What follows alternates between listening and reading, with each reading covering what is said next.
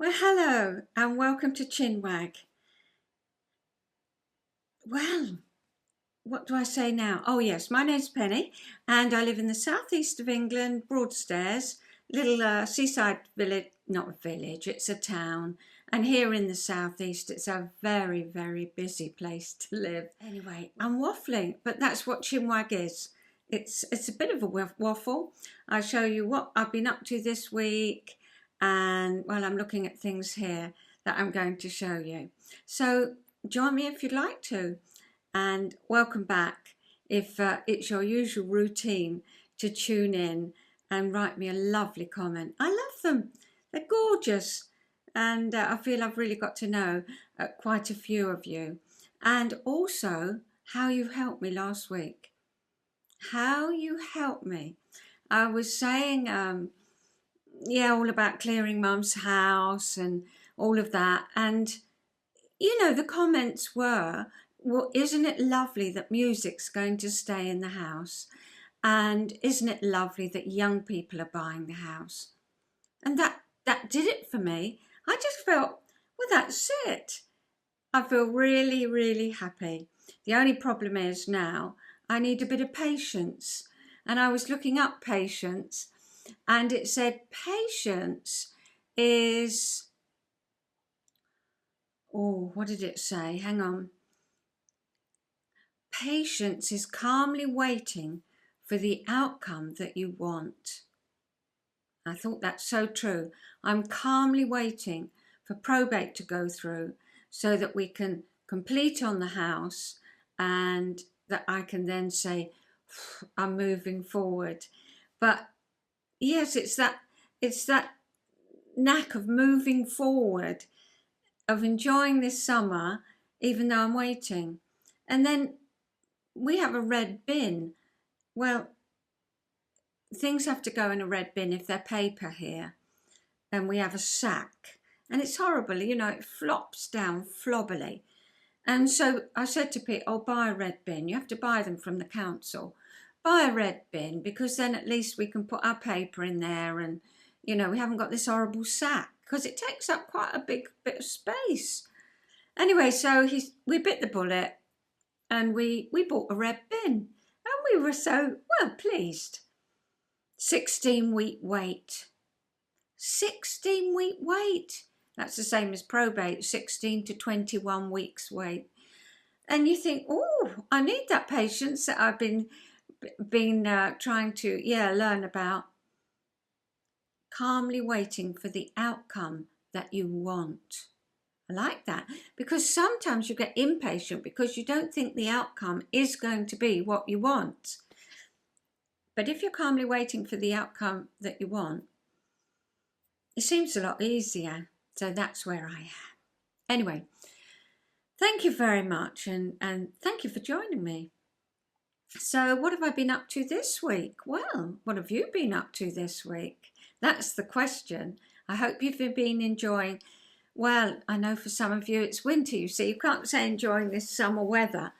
It's been lovely here. Not too hot, not too cold. Few little showers. We had a thunderstorm yesterday. It only lasted 20 minutes. I just happened to be out in it, which I don't particularly like, because my old house in June one year was struck by lightning. Well, actually it was 33 years ago, because, no, it wasn't. It was about 28 years ago, because my daughter Nicola was pregnant, and she got a shook. She was on the phone at the time. She got a shook as it struck the house. Quite a lot of damage. They say the fire brigade, 2 fire engines, they say it either creates a fire or water. And ours was water, because it blew the shower out. It blew the shelves off walls, and anyway, it was a bit of a do. And we had a pet seagull. Well, he wasn't a pet one. He'd obviously adopted us, and he lived on a little front flat roof that we had. And of course, he was struck, and well, she can't have been pregnant. It must have been my eldest daughter that was pregnant. Yes, 33 years ago. It was my eldest daughter that was pregnant. Anyway, my youngest daughter then said to the fire brigade, please, shall I start this one again? Is it waffle? Please check if he's really dead. And they said, he is really dead. And instead of calling him Sinbad, which we had the name for him, he was Singebad, because he was badly singed. He was put on the front lawn and his partner cried all night. And yeah, it was a bit of a stressful day. Well, and we had quite a lot of building work to do after that. So I'm not too keen, that's where it all came from, not too keen on storms, but I just happened to be out in it, dropping Pete off. He went to see about having a hearing test, and they've suggested it would be a good thing. Just age, they said. I said to him, well, will you wear hearing aids if they suggest it? Oh, yes, he said. So, well, there'll be the two of us. I do find them helpful when I'm out with people, you know, like in a restaurant or something like that. Or if, you know, people have got a soft voice. Generally, I'm fine. However, they do say wear them all the time, whether you're on, you know, whether you need them or not, because it stops the hearing from deteriorating. And I'm all into that. So that's what I've been doing. Of course, I haven't got them on now. Oh dear, typical, isn't it? Because, well, but I do try and put them in every day because, do you want to know all this? But they do say it stops the hearing from deteriorating anymore. So well done if you stayed with me through all of that. As you know, I've been bringing things back from my mum's. And I wanted to show you my mum's darling hat that she wore to my brother's wedding. I'll just nip off and get it. My mum had quite a small head. Well, she did have a very small head, and so have I. So these are the hats. I couldn't part with them. I mean, I've parted with so much. But these are the hats. It doesn't go with the t-shirt. Is that how you wear it? With the little bitty down. It's pretty, isn't it? I feel like a Busby. Or did she wear that at the back? No. Well, anyway, it looked very nice on her, but not so good on me. There's another little one. Tango. Oh, look. Isn't that cute? Little feather. Very Scottish. Look better on her than me, but I couldn't part with them. So the three of them are in my haul, and on a prop thing, you know. We'll see. We're working through it. Oh, I've got a couple more clocks to show you that my dad had. That's rather fun, isn't it? So that's that. Quite a lot of detail on them, isn't there? And then a little sewing machine. He bought that because he knows I love sewing. I think that goes up and down. Yes. Oh, as you turn the wheel, perhaps? Well, maybe it used to. It's nice though, isn't it? So, a couple more things. And then, well, when we were in Italy, Riva. I bought my daughter's wedding outfit in Riva. It was lovely. Anyway, we wanted to buy a present for my dad. And I've said to you, you know, a guy who wears purple pants, well, corduroy at that. Yeah, it wasn't easy to buy for, but we obviously struck the right chord because this was still in his office. And yeah, I I put it on one side, not to keep. And then, of course, I woke up the next morning and thought, oh, I've got to keep it, I've got to keep it. So at the minute, it's in my cabinet. But anyway, I'll show you.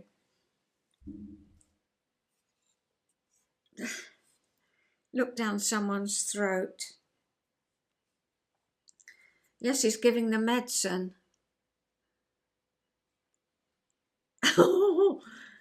It stands like that, so that's it. That's how it stands. It's rather fun, isn't it? But because it's been in his office all those years, I brought it home. I'll find the right spot for it. After we knew he liked this, he was going into hospital, not something serious, but anyway, an operation he had to have. And so we commissioned a sculpture, I suppose you'd call it, similar. I'll show you that next time. It's still around the house, but I'm going to put that on in the toilet, you know, in the bathroom on a shelf. But this one, well, I suppose it would. Well, I'm not quite sure. We'll see. And then I finished my daughter Nicola's shawl. She wanted blues because she's a blue girl. I'll just take the right side marker off.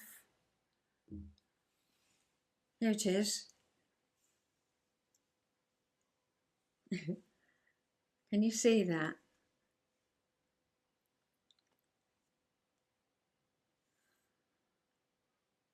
These are blue, and even the pinks have got blue in them, if you see what I mean. In real life, they look bluey, but they've also got that tinge. So I just thought, well, I thought it was pretty. Let's put it like that. I didn't think too much about it. Well, I mean, what I mean is I didn't plan it all out, as I did one colour. I mean, you can wrap it right round. Yeah, I think that looks nice, doesn't it? I like it anyway. Let me see. It's one of those episodes. Hang on, let me just do that. I'll stand up.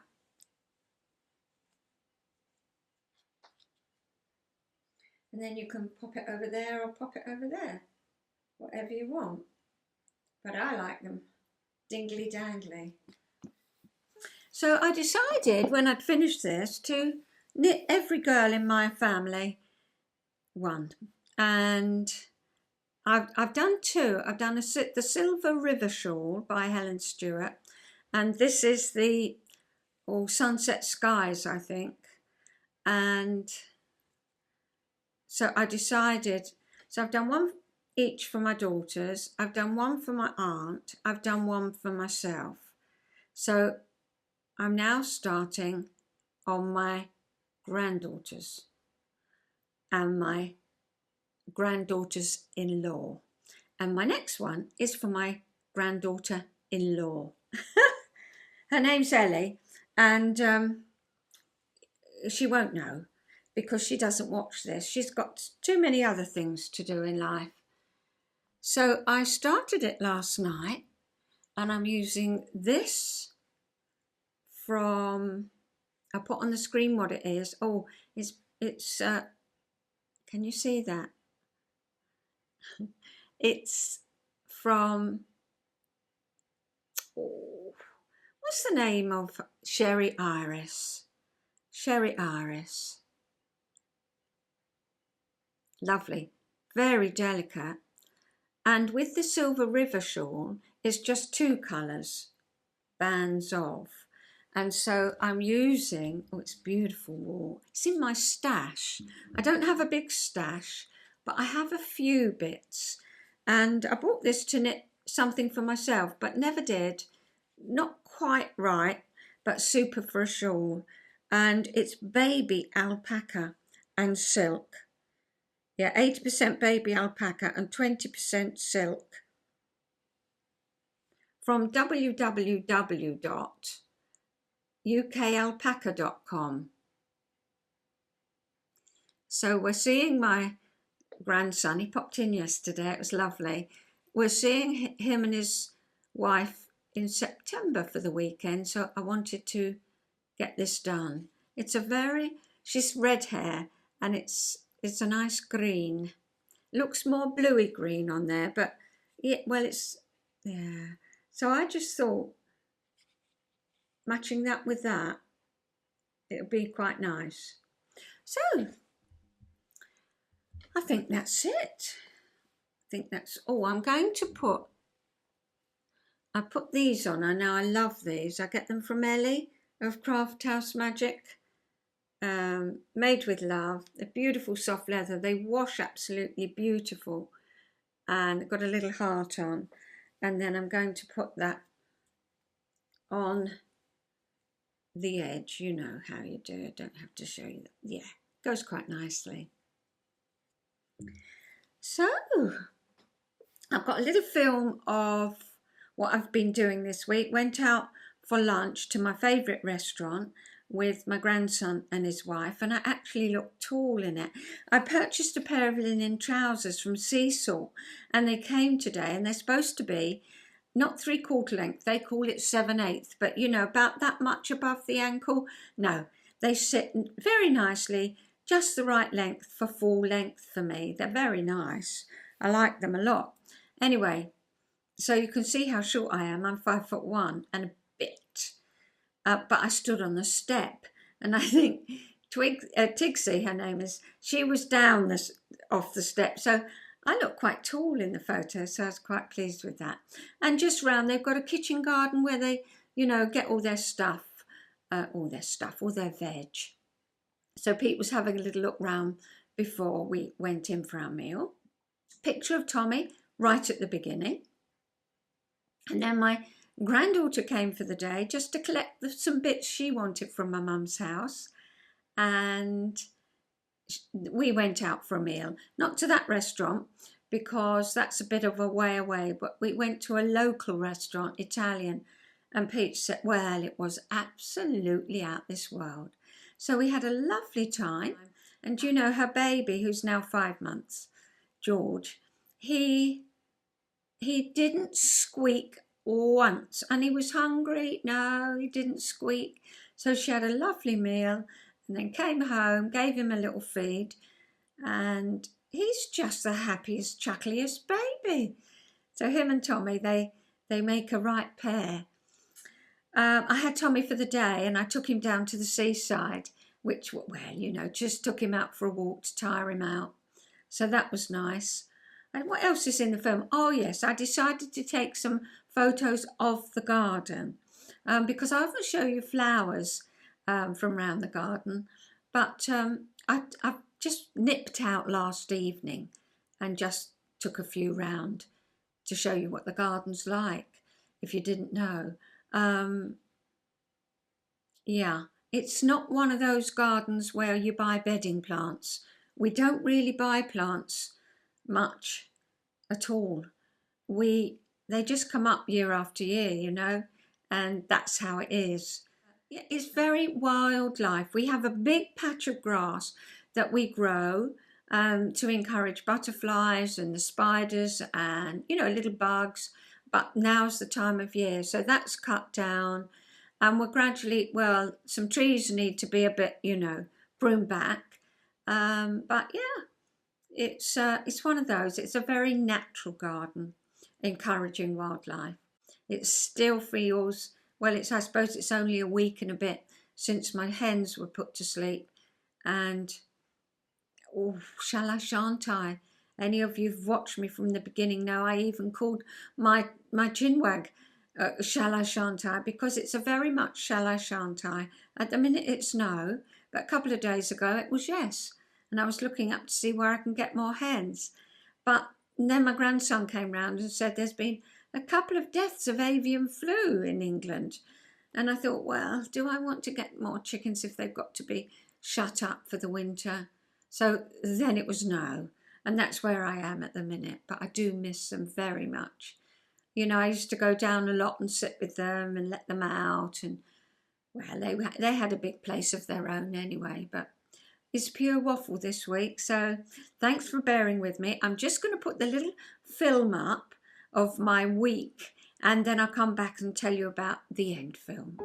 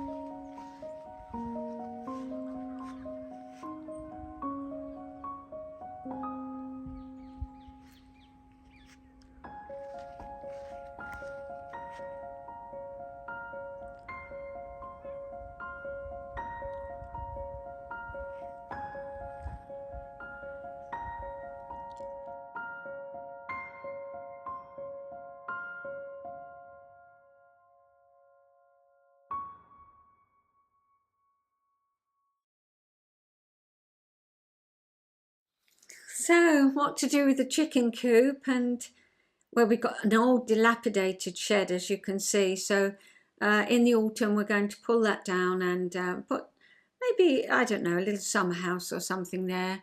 We don't know yet. We're just taking things slowly. But certainly, if we have a big gust of wind, I think that shed will be down. It's had its day.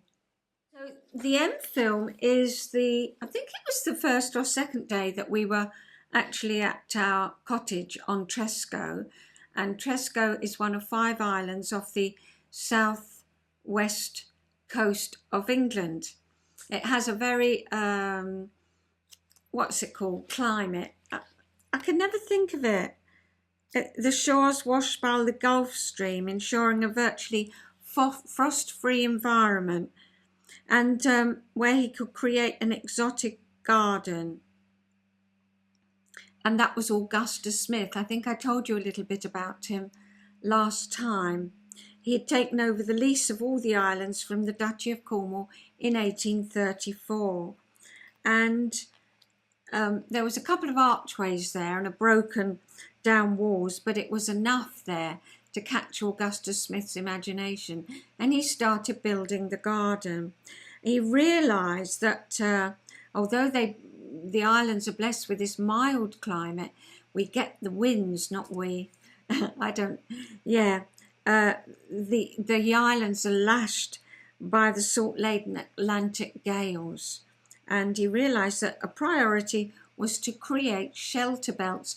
And in a couple of the photos I show you, you can see how the hedges are so high and the trees are especially planted for those Atlantic gales to shelter the gardens. 2 trees, Monterey pine and the cypress, salt growing, salt tolerant and quick growing. And he cleverly used them.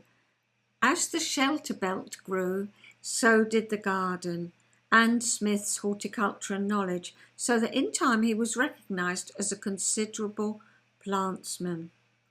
He corresponded with some influential gardeners, one of whom was Sir William Hooker at Kew Gardens, and it was very, very fruitful relationship.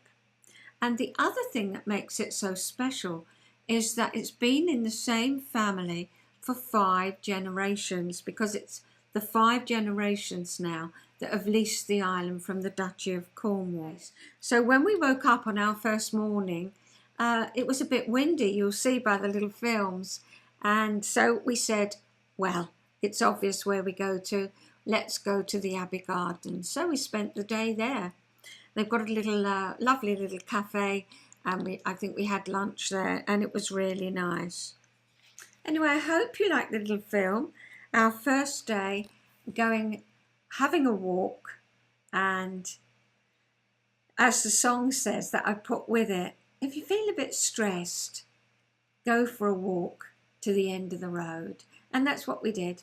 Walked to the Abbey Gardens and had a lovely relaxing time. So I'll see you next time. Take care. Enjoy whatever the weather is for you, and enjoy your crafting if you're a crafter. Bye-bye.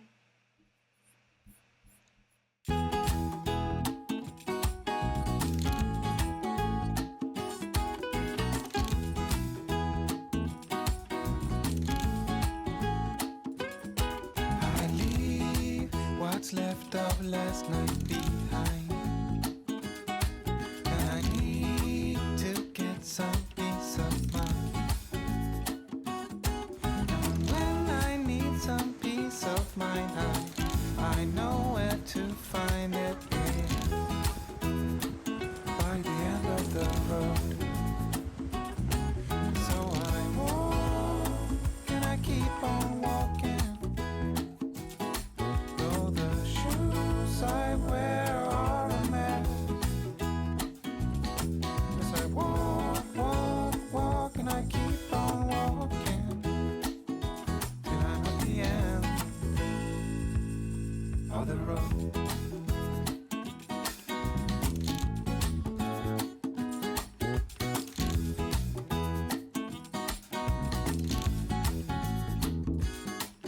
I walk until my feet are hurting, and I need to keep on going further, 'cause I can't keep my mind off things I'd be better off to leave behind. Gotta be careful not to get stuck. And so I walk and I keep on walking